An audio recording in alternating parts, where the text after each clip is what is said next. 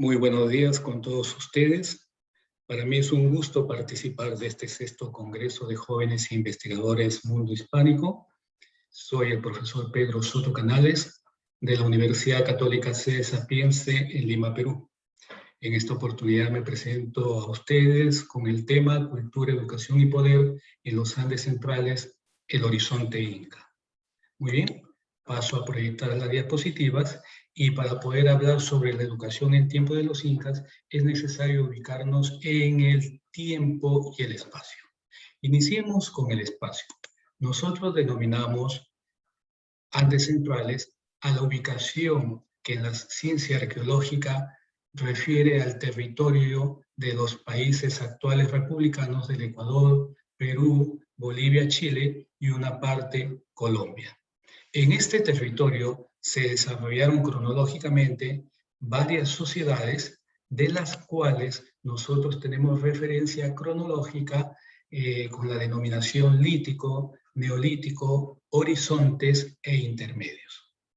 El trabajo que yo estoy presentando hace referencia específicamente al último momento de nuestra historia autóctona antes de la llegada de los europeos, en este caso el horizonte tardío o también conocido como horizonte inca. Este horizonte inca se caracteriza porque viene a ser una alta cultura que recibe todos los patrones culturales de las sociedades anteriores a ella, ¿no? Todo el conocimiento, el bagaje cultural y civilizador del intermedio tardío, del horizonte medio, intermedio temprano, horizonte temprano, sociedades como Chavín, Moche, Tiahuanaco, Huari, han sido recibidas por los incas. La soberanía inca, que se da entre 1438 y 1532, desarrolla toda una organización social, económica, política y cultural basado en esta herencia que reciben de las sociedades anteriores a ellas.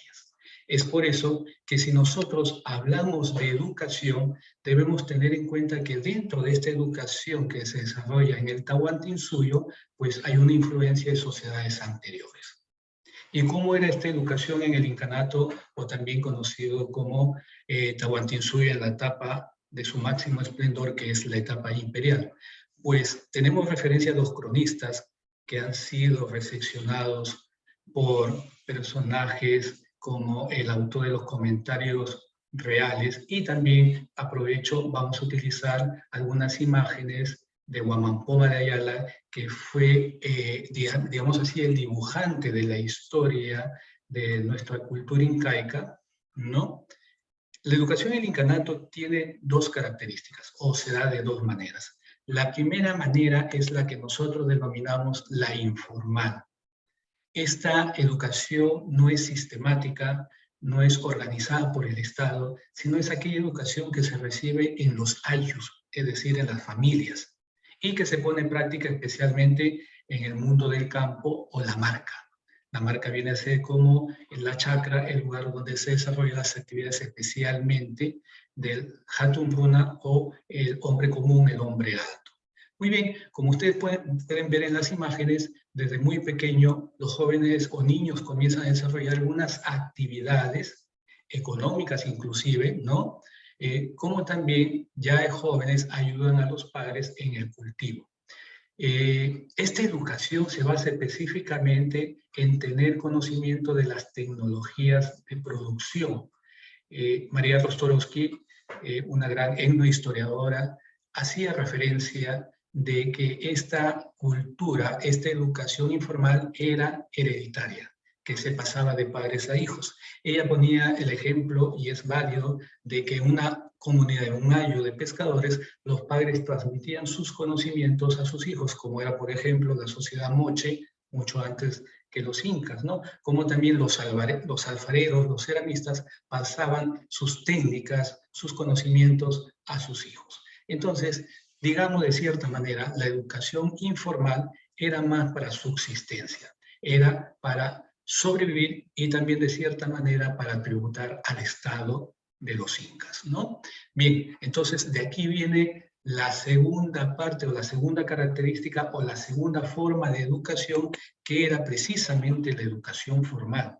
Esta sí es la que podemos denominar nosotros la institucional, que se va a llevar a cabo en dos lugares.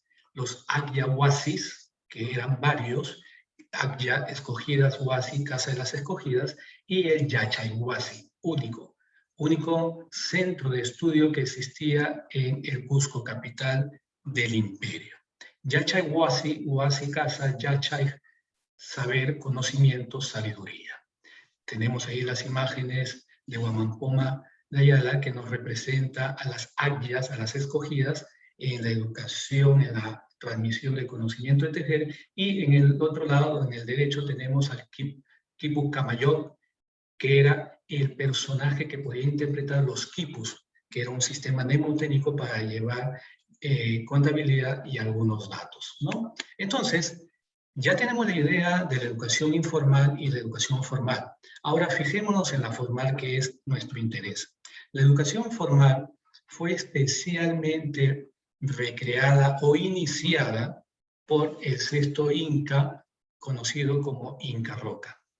Como hacía referencia hace un momento, Garcilaso de la Vega es quien retoma todas las crónicas y nos dice que el Inca Roca, permítame la redundancia, no permite que la gente común tenga conocimiento y más bien que la gente común, el pueblo, los ayllus, se transmitan el conocimiento de padres a hijos. En cambio, él considera oportuno crear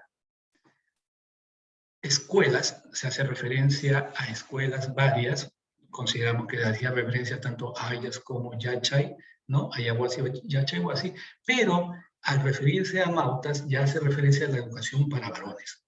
Entonces, Inca Roca refiere a la necesidad de abrir escuelas en la ciudad real para los jóvenes de sangre real y nobles. Ya tenemos entonces aquí una característica de cómo sería la educación en el incanato. Este sistema educativo que tiene sus inicios con Inca Roca va a ser perfeccionado por Pachacute. Su nombre original era Cusiyupanqui. Después de vencer a los chancas en una batalla que conocemos nosotros como Yaguarpampa, él pasará a denominarse o llamarse Pachacute, que significa el transformador, el que cambia. Y es eso, con Pachacute comienza el imperio de los incas, el Tahuantinsuyo, porque él transforma todo el sistema, toda la organización política, social, económica y cultural. Él va a darle forma al sistema educativo que se había iniciado con Inca Roca. ¿Y cómo es esta perfección? Vamos a ver a continuación algunas características. Lamentablemente, del único Yachahuasi que existió en el imperio, solamente nos queda una parte de los muros, como ustedes pueden ver en la imagen. Este muro se encuentra actualmente en la avenida Nazarenas, en la ciudad capital del Cusco, ciudad capital de los incas del Tahuantinsuyo, y estaba alrededor de lo que en esos tiempos era la Plaza Huacaipata o Plaza del Llanto. Solamente, como digo, nos ha quedado esta parte, una mitad del muro o de la pared, lo que era el Yachayhuasi, y actualmente es un centro cultural. Bien. Ahora, volviendo a Garcilaso de la Vega, que retoma a varios cronistas, nos dice que en el Yachayhuasi se educaban los jóvenes de la realeza y la nobleza. Significa nobleza y realeza cusqueña y la nobleza provinciana que venía de los suyos y también guamanes. Los suyos eran las regiones y los guamanes eran las provincias, cómo se subdividían los suyos, ¿no? Entonces, no era para el pueblo la educación del Yachahuasi, sino para los hijos de los que tenían el poder político. En esta interacción educativa que se daba en el Yachahuasi, podemos ubicar tres personajes. El Amauta, que era el sabio, el filósofo, el maestro, el que enseñaba, el Yachaykurruna o Yachayruna, que viene a ser el joven estudiante, que especialmente ingresaba a los 12 años, 13 años y terminaba entre los 16 y los 17 años.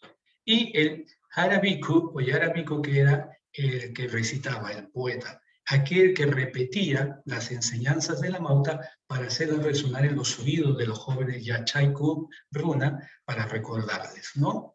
digamos, un ejemplo de trovador o alguien que repetía las enseñanzas. Recordemos aquí que estamos hablando de una sociedad ágrafa. No es una sociedad que tiene escritura, sino que los conocimientos se transmiten de manera verbal, oral, pero especialmente mediante los ritos. Es un tema muy trabajado en la antropología aquí en el Perú. Muy bien, entonces ya tenemos quienes participaban, ya tenemos quienes integraban este proceso educativo. Ahora nos habla un cronista, un religioso mercedario, Martín de Murúa, nos habla sobre aquellos cursos, si queremos decirlo nosotros, aquellas asignaturas que llevaban ellos. Martín de Murúa hace referencia a que los estudios eran entre 4 años a 5 años. Específicamente la referencia es que no podían pasar de 4 años, ¿no? ¿Qué se enseñaba? Se enseñaba el runasimi, que es el quechua, runasimi, el nombre oriundo, boca del hombre. Se enseñaba ideología, religión, la adoración a los ídolos, especialmente el inti. Se enseñaba el manejo de los quipus y la historia de los soberanos antiguos. Si nos damos cuenta, hablar de idioma, hablar de el sol, es hablar de elementos unificadores de sociedades. Todo el Perú, hasta el día de hoy, se habla el quechua, y el quechua tiene varias variantes, quechua yacuchano, quechua cusqueño, etc., porque da a entender que el idioma es un elemento unificador.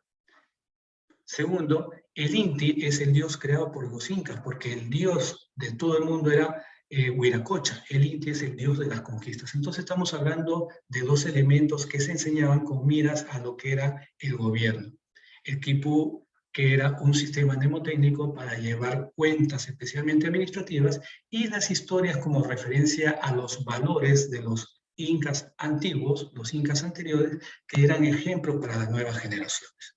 Entonces, estamos frente a una educación que podemos llamar elitista, y esto es el punto central. La educación en el mundo del Tahuantinsuyo, del incanato, tenía como característica ser elitista, ser diferenciada. Solamente se daba una educación sistemática e institucional a aquellos jóvenes que iban a mantener el poder y el gobierno del Inca en los diversos territorios, sean guamanis, sean suyos, sean yactas, que eran las ciudades, ¿no? Entonces, esto nos lleva finalmente a retomar el título de nuestra conversación, del tema que estoy presentando. ¿Qué es cultura? Pues frente a lo que hemos visto, la cultura tiene más de 150 denominaciones desde el siglo pasado. Podemos decir que la cultura la entendemos como el conjunto de conocimientos que desarrolla el hombre, pero en sociedad, no lo desarrolla de manera individual, desarrolla en sociedad para satisfacer sus necesidades, ¿no? Cultura es todo lo que nosotros recreamos. El hombre, cuando descubre la agricultura en el mundo andino, comienza a hacer cultura, textilería, arquitectura, cerámica, etc. Esta cultura es una herencia cultural, valga la redundancia, que mediante el proceso educativo en los Andes centrales, en el momento que hemos estudiado, se transmite, se adapta, se convierte y se socializa. Lamentablemente hemos visto que hay una educación informal que solamente queda estática en un solo lugar, en el año, solamente para producir, mientras que la otra educación que se da en el Yachaguasi especialmente sirve para obtener el poder. Sirve para que aquellos hijos de nobles y de la realeza obtengan conocimientos para prepararse, formarse y capacitarse para ser buenos funcionarios en los diversos sectores del Tahuantinsuyo que iban a ser enviados o de donde procedían. Entonces, con esto quiero invitar a todos ustedes a poder desarrollar como un tema de investigación la educación en el estado Inca, en el horizonte tardío, y podemos hacer analogía o comparaciones con otros sistemas educativos de otras sociedades, ya sean americanas como también europeas o asiáticas. Espero que les haya ayudado mucho estos datos. Disculpen poco la rapidez por el tiempo, y estoy a sus servicios en un momento determinado. Muchas gracias.